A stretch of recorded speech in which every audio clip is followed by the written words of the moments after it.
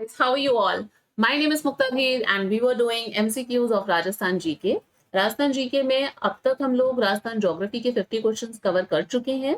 आज के इस वीडियो में हम लोग स्टार्ट कर रहे हैं art and culture. So this is the practice set 1 of art and culture of Rajasthan, which contain 10 questions. Needless to say that these questions are important for all competitive exams of Rajasthan because these are the practice set and it will help you immensely to strengthen your practice regarding Rajasthan GK. तो ऐसे ही ऐसा नहीं है कि Rajasthan geography के अंदर मैंने सिर्फ 50 क्वेश्चंस ही करवाने हैं आपको, और भी करवाएंगे, उसके अंदर और एड ऑन करते रहेंगे। बट पहले एक बार आर्ट एंड कल्चर के 40-50 क्वेश्चंस कर लेते हैं, देन हिस्ट्री कवर कर लेते हैं, फिर उसके बाद में और भी चीजें मैं और साथ साथ में ऐड करती रहूंगी। बीच बीच में आपको राजस्थान ज्योग्राफी के एमसीक्यूज के भी वीडियो मिलेंगे। तो इस तरीके से हम लोग मतलब की कर रहे हैं। ठीक है, तो शुरू करते हैं without wasting time. This is a brief introduction of mine. Those who wanted to know they can have a look. Question, first question, where is pure Marwari spoken? Pure Marwari कहाँ पे बोली जाती है? मारवाड़ रीजन किसे कहते हैं? पहले तो मारवाड़ रीजन लेते ही दिमाग में एक नाम आ जाता है बहुत ही क्लियरली, दैट इज जोधपुर, है ना। जोधपुर आ जाता है मारवाड़ नाम लेते ही, मारवाड़ रीजन। तो जोधपुर और उसका जो ये सराउंडिंग रीजन है, जोधपुर और उसका सराउंडिंग रीजन कौन कौन से डिस्ट्रिक्ट आपकी? नागौर, बीकानेर, जैसलमेर, बाड़मेर, ये जो रीजन है यहाँ पर मारवाड़ी बोली जाती है। कौन सी भाषा बोली जाती है यहाँ पे? मारवाड़ी, प्योर मारवाड़ी। मारवाड़ी में भी प्योर मारवाड़ी जो है वो आपकी जोधपुर में बोली जाती है। काफी मीठी भाषा है जोधपुर की। अगर जो वहां के लोग हैं खैर वो तो जानते ही हैं, but we have also experienced. Anyways, तो प्योर मारवाड़ी जो है वो जोधपुर और उसके सराउंडिंग रीजन में बोली जाती है। Next question is who authored वंश भास्कर? वंश भास्कर किसने लिखा? वंश भास्कर टेक्स्ट जो है वो किसने लिखा था? अब ये काफी सारे ऑप्शंस हैं, बताइए फटाफट से किसने लिखा था? वेरी वेल सेड, सूर्यमल मिश्रण। सूर्यमल मिश्रण ने लिखा था वंश भास्कर। वंश भास्कर के बारे में हम 2-3 चीजें यहीं पर ही फटाफट से जान लेते हैं।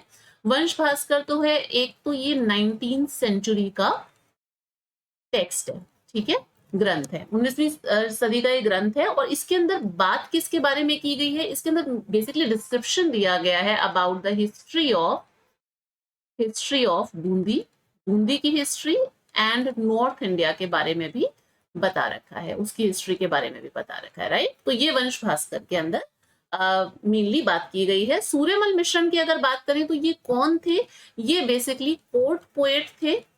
He was the court poet of Bundi. Bundi के जो महाराजा थे, कौन से जो महाराजा जिनको महाराव बोलते हैं वहां पे, महाराव, सॉरी एक महाराव राम सिंह, महाराव राम सिंह जो है उनके ये कोर्ट पोएट थे, ठीक है। तो ये हो गया सूर्यमल मिश्रण के बारे में, और वंश भास्कर के बारे में हमने 2 चीजें देख ली। Now come to the next question. Question number 3. Identify the mismatch in the following pairs of dialect and their area spoken. किया हुआ है हमने ये dialects और area spoken कि कहाँ कहाँ पे कौन कौन से dialect बोला जाता है। तो फटाफट से बता दो कौन सा है भाई। Give you few seconds. सोचो कौन सा एलिमिनेट करोगे इसके अंदर। देखो, टोंक, टोंक जो है वहां वो आपका टोंक में ढूंढाड़ी लैंग्वेज बोली जाती है, और ढूंढाड़ी का ही एक डायलेक्ट, ढूंढाड़ी में कई सारे डायलेक्ट्स आते हैं, तो ढूंढाड़ी का ही डायलेक्ट कौन सा? नागरचोल एंड चौरासी, ये टोंक में जनरली बोले जाते हैं। नेक्स्ट पेयर, तो टोंक वाला तो अपना भाई सही है एक तरीके से, है ना। इसने मिसमैच आइडेंटिफाई करने के लिए कहा है, जहां पे भी नॉट, रॉन्ग पेयर या मिसमैच, हम उसे अंडरलाइन जरूर करते हैं। तो मैंने इसे किया नहीं था तो अब अंडरलाइन कर दिया। मिसमैच पूछा है तो यानी कि ये तो बिल्कुल परफेक्टली मैच्ड है, ये तो होगा नहीं। Now next come to Pali and Bagri. Pali और बागड़ी, देखो वागड़ या बागड़ रीजन जो है, वागड़, ये कौन सा है? सबको पता है कि डूंगरपुर और जो बांसवाड़ा वाला रीजन है, साउदर्न प्रतापगढ़ भी आ जाता है, तो वो वाला जो रीजन है वो बागड़ कहलाता है। तो वहां पे बागड़ी भाषा बोली जाती है, ना कि पाली में। तो पाली में कौन सी लैंग्वेज बोली जाती है? पाली जो है वहां पे बेसिकली आपके बोली जाती है मारवाड़ी और मारवाड़ी का डायलेक्ट है गोडवड़ी। गोडवड़ी क्योंकि लूनी का बेसिन है ना, और लूनी को गोडवाड़ बेसिन बोलते हैं, तो गोडवड़ी लैंग्वेज हो गई, और एक और होगी, सॉरी, गोडवड़ी डायलेक्ट हो गया, और एक और डायलेक्ट हो गया which is Balvi. गोडवड़ी and Balvi ये बोले जाते हैं पाली के अंदर, तो ये गलत है, यानी कि हमारा यही आंसर है। एक दो और देख लेते हैं। 12 12 के अंदर 12 जो है वो आता हाड़ौती के अंदर है, तो बिल्कुल सही मैच है ये, कि 12 में हाड़ौती बोल जाता है। और हाड़ौती जो है वो बेसिकली किसका डायलेक्ट है? हाड़ौती जो है वो ध्यान रखना, वो है ढूंढाड़ी का डायलेक्ट। ढूंढाड़ी का डायलेक्ट है हाड़ौती। देन करौली के अंदर काठेड़ी, काठेड़ी भी आपका ढूंढाड़ी का ही डायलेक्ट है, तो ये भी सही है। ठीक है, तो ये दोनों सही है, ये तीनों सही है, तो यानी कि हमारा आंसर, क्योंकि मिसमैच पूछा है तो पाली और बागड़ी जो है वो मिसमैच हो जाएगा। Right, come to next question. ये देखो यहाँ पे रीजन, ये आपका पाली वाला रीजन आ जाता है ना, पाली, यहाँ इसे गोडवड़ बेसिन बोलते हैं, तो यहाँ पे बागड़ी नहीं बोला जाता है, बागड़ी आपका इधर वाला रीजन जो है यहाँ पे बोला जाता है बागड़ी या Vagri. Now come to next question. बातानी फुलवारी, बातानी फुलवारी जो है हु ऑथर्ड दिस, किसने इसको ऑथर किया था? एक मिनट, ये इसके ऊपर चल गया है, मैं रब कर देती हूँ यहाँ से। बातानी फुलवारी जो है वो किसने ऑथर की थी भाई, बताओ फटाफट से। बातानी फुलवारी बहुत ही इजी मतलब की है ये क्वेश्चन। बातानी फुलवारी किसने? विजय दान देथा। जहां पे ही बातानी फुलवारी का नाम आ जाता है तो वहां विजय दान Detha is the correct answer. अब यहाँ पे जो बाकी के और ऑथर्स दे रखे हैं उन्होंने भी कुछ इंपॉर्टेंट टेक्स्ट लिखे थे, जैसे कि कल्लोल, कवि कल्लोल या जो पोएट कल्लोल बोलते हैं, इन्होंने क्या लिखा था? इन्होंने लिखा था ढोला मारूरा दोहा, है ना, इन्होंने लिखा था ढोला मारूरा दोहा। दोहा ये इनकी क्रिएशन है। विजयदान देथा की तो हमने देख ही ली। बातानी फुलवारी, श्रीधर व्यास, श्रीधर व्यास ने क्या लिखा था? बताओ फटाफट से, श्रीधर व्यास ने क्या लिखा था? इन्होंने लिखा था रणमल छंद। रणमल, रणमल, सॉरी, एक मिनट,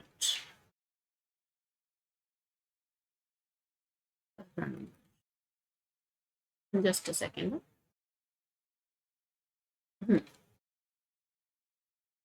रणमल छंद, रणमल छंद लिखा था। मेघराज मुकुल, मेघराज मुकुल ने क्या लिखा था? मेघराज मुकुल ने लिखी थी सेनानी।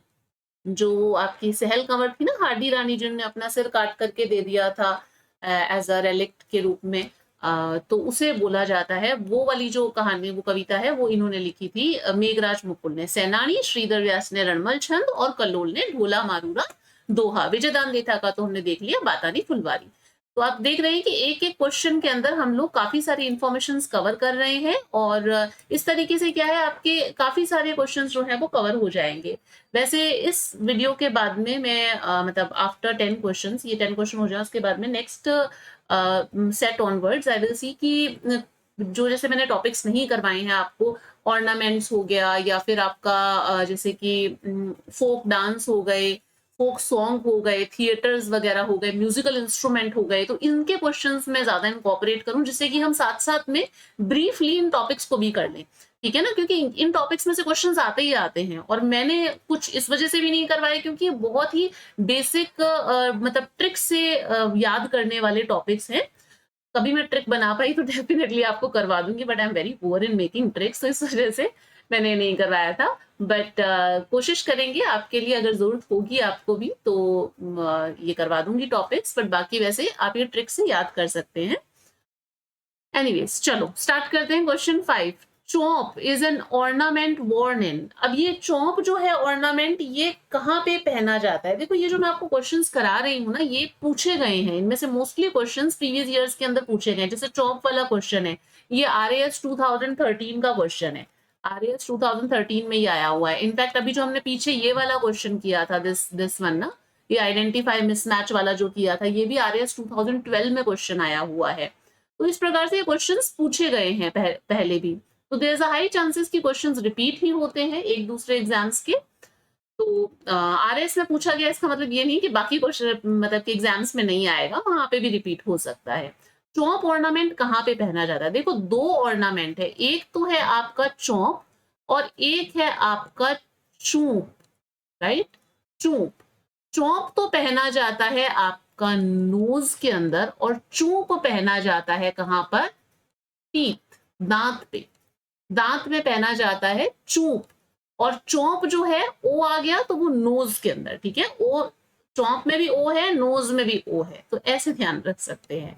चूप जो है वो टीथ पे पहना जाता है, और इनफैक्ट टीथ पे एक और ऑर्नामेंट है जो कि वियर कर जाता है, जिसका नाम है रखन। तो अब चौंप अगर आ गया, नेक्स्ट टाइम अगर चूप पूछ लिया जाए तो आप बता देंगे ना कि टीथ में पहना जाता है, ये दांत पे पहना जाता है, ठीक है। तो हमारा आंसर हो गया इसका, तो क्योंकि चौंप है तो नोज, चौंप नोज पे पहना जाता है। Now come to next question. In Rajasthan Jahangir palaces are situated in, Jahangir के पैलेस कहाँ पे बने हुए हैं, बताओ इसमें से। अब इसमें कई लोग कंफ्यूज हो रहे होंगे, कई लोग गलत भी आंसर कर देंगे इसका। सबसे ज्यादा जो डाउट है वो आता है अजमेर या पुष्कर को लेकर के, कि अजमेर में है या पुष्कर में है। तो देखो भाई, अगर पुष्कर ऑप्शन में नहीं दिया हुआ होता तो उस केस के अंदर हम अजमेर पे टिक कर सकते थे, बट क्योंकि पुष्कर ऑप्शन में दे रखा है, so that's why Pushkar is the answer. और अगर किसी को डाउट हो तो वो कल्चर मिनिस्ट्री की जो मतलब इनकी साइट है ना, Indira Gandhi national centre for arts and मतलब उनकी वेबसाइट है जो कि मिनिस्ट्री ऑफ कल्चर के अंडर आती है, तो वहां पर जहांगीर के पैलेसेस पुष्कर में ही बता रखे हैं, क्योंकि नेट पे भी काफी मतलब इसको लेकर के केओस है, कहीं पे अजमेर बता रखा है, कहीं पे कुछ, तो that's the most authentic source, इस वजह से मैं बता रही हूँ कि पुष्कर के अंदर ही है, उस साइट पे भी मेंशन है ये, ठीक है। नेक्स्ट चलते हैं, next question. Which of the following instrument is not a string instrument, कौन सा स्ट्रिंग इंस्ट्रूमेंट नहीं है? स्ट्रिंग को बोला जाता है तत्वाद्य यंत्र, है ना। स्ट्रिंग इंस्ट्रूमेंट जो कि तार से नहीं बजाया जाता है वो पूछा गया है। तो तत्वाद्य यंत्र रावण हत्था बिल्कुल है तत्वाद्य यंत्र, गुजरी भी है तत्वाद्य यंत्र, अपंग भी है, अपंग भपंग ये सब तत्वाद्य यंत्र है। तंदूरा हो गया, वो भी आपका ये अपने तत्वाद्य यंत्र है। तो इस प्रकार से बहुत सारे तत्वाद्य यंत्र हैं। इसमें सतारा जो है, क्योंकि नाम में हमें ऐसा लगता है कि भाई सतार है तो कहीं ना कहीं पे तार होगा, बट ऐसा नहीं है। सतारा जो है that is not a string instrument, satara नहीं है, यानी कि सतारा इसका आंसर होगा। सतारा क्या है? सो दिस इज दिस, ये एक विंड इंस्ट्रूमेंट है। विंड मतलब जो विंड ब्लोन इंस्ट्रूमेंट होता है ना, फूंक के द्वारा जो कि बजाए जाते हैं, ये देखो जैसे कि यहाँ पे इमेज में ही बता रखा है। सो दिस इज योर सतारा, ये है सतारा, देखने में ये है सतारा। समझ पा रहे हैं आप तो कि ये फूंक से बजाया जाता है ना कि तार से। तो satara is the answer of this. Mundiyari Khyat, Mundiyari Khyat जो है वो कई बार एग्जाम के अंदर पूछा गया है। मुंडियारी खयात इनफैक्ट आरएएस 2013 का ये क्वेश्चन है, आरएएस 2013 में ये क्वेश्चन पूछा गया है। मुंडियारी खयात ये किससे रिलेटेड है? तो मुंडियारी खयात जो है वो आपके राठौड़ की जो मारवाड़ के जो राठौड़ हैं उनसे रिलेटेड है मुंडियारी खयात, ठीक है, याद रहेगा। Now come to next question. Temples, इनको मैच करना है डिस्ट्रिक्ट से। कमलेश्वर महादेव, जो कमलेश्वर महादेव का टेम्पल कहाँ पर है? अच्छा पहले तो आप अटेम्प्ट करो इसको, कहाँ पर है कमलेश्वर महादेव का? शीतलेश्वर महादेव का टेम्पल कहाँ पे? ये महादेव है, ठीक है ना, शीतलेश्वर महादेव का टेम्पल। नीलकंठ महादेव का टेम्पल कहाँ पर है? पीपला माता का टेम्पल कहाँ पर है? अब इसमें से जो भी आपको आता है वो आप पहले अटेम्प्ट कीजिए। शीतलेश्वर महादेव, देखो शीतलेश्वर महादेव जिसे चंद्रमौली टेम्पल भी बोलते हैं, ये आपका झालावाड़ में, ये सबको पता है, बट एग्जामिनर को ही पता है कि आपको पता है, इसलिए उसने 2 का सी 3 ऑप्शंस में दे रखा है। सो विच मीन्स आपको और भी बहुत कुछ पता होना चाहिए। नीलकंठ महादेव कहाँ पे है? नीलकंठ महादेव है आपका अलवर के अंदर। मोस्टली बच्चों को ये भी पता होता है कि नीलकंठ महादेव कहाँ पे है। तो अलवर आते ही 4 का ए, वो तो अब हम रूल आउट होकर के आ गए इन 2 ऑप्शंस के अंदर। एक तो आ गया सेकंड का सी और फोर्थ का ए, सेकंड का सी एंड फोर्थ का ए, है ना, ये 2 ऑप्शन बचे हमारे पास में। अब कमलेश्वर महादेव कहाँ पे है? तो देखो याद कर लो, इसको याद ही करना पड़ेगा और कोई ऑप्शन नहीं है। कमलेश्वर महादेव आपका आ जाता है पाली के अंदर, और पीपला माता जो है वो आपका पीपाड़ी, ये इधर जोधपुर में पड़ता है, ठीक है, जोधपुर से कुछ 60-65 किलोमीटर की डिस्टेंस पर है, तो ये जोधपुर में पड़ता है पीपला माता का। तो हमारा ऑप्शन क्या हो जाएगा इसके अंदर? कमलेश्वर महादेव इज पाली, तो पहले का हो गया डी, यानी कि this one is our answer, और थर्ड का बी। तो हमारा आंसर क्या हो गया? इस प्रकार से आप एलिमिनेशन मेथड के थ्रू भी क्वेश्चंस के आंसर निकाल सकते हैं। इनफैक्ट ये जो मैच द फॉलोइंग होते हैं ना, ये सबसे इजी क्वेश्चंस होते हैं इनके आंसर्स निकालना। ठीक है, now come to next question, who among the following is Maand singer? कौन है इनमें से मांड सिंगर? बताओ, बहुत इजी है। कौन है मांड सिंगर? देखो, मांड सिंगर है गवरी बाई, गवरी बाई। इनफैक्ट मांड सिंगर को लेकर के एक बहुत ही फेमस नाम आता है, विच इज अल्लाह जिलाबाई। अल्लाह जिलाबाई, जो इनको मरु कोकिला भी कहा जाता है, राजस्थान की मरु कोकिला। तो अगर इनका नाम आए, क्योंकि पता होता है कि भाई ये पता ही है, तो इस वजह से जनरली नहीं देते, मरु कोकिला ऑफ राजस्थान। कोई थर्ड या फोर्थ ग्रेड एग्जाम में आ जाए तो आ जाए मरु कोकिला अल्लाह जिलाबाई का, बाकी जनरली पता रहता है। फल्कूबाई कौन है? फल्कूबाई अपनी चरी डांसर है, ध्यान रखना, ठीक है। चरी डांसर है, ये फोक डांस है चरी, वो डांसर है ये। तो ये हो गए हमारे 10 questions. So with this we come to an end of this video. Come to the end of this video. Thank you so much. These are few platforms जहाँ पे आप मुझसे जुड़ सकते हैं। जैसे ही 50 क्वेश्चंस पूरे हो जाएंगे, then I will share the PDF on this link. और अगर कुछ और चीजें आप चाहते हैं कि मैं ऐड करूं, या फिर कौन से टॉपिक में से क्वेश्चंस ऐड किए जाएं, that also you can suggest in the comment section. बाकी मैं अपने हिसाब से तो चीजें बना ही रही हूँ। जैसा कि मैंने आपको बताया, जो टॉपिक्स मैंने नहीं करवाए हैं उनसे मैं कोशिश करूंगी कि थोड़े ज्यादा मतलब क्वेश्चंस निकाल सकूं, जिससे कि साथ साथ में हम वो भी चीजें कर ले। वैसे दिखने में ये 10 क्वेश्चन है, 10 क्वेश्चन 5 मिनट्स के वीडियो में भी हो सकते हैं, बट आई थिंक हमारे वीडियो में थोड़ा टाइम लगा है, जस्ट बिकॉज कि हम साथ साथ में और ऑप्शंस को भी देख रहे हैं। सो पुट टुगेदर वो ऑप्शंस को अगर आप काउंट करें तो काफी क्वेश्चंस हो जाते हैं, and it's a comprehensive coverage.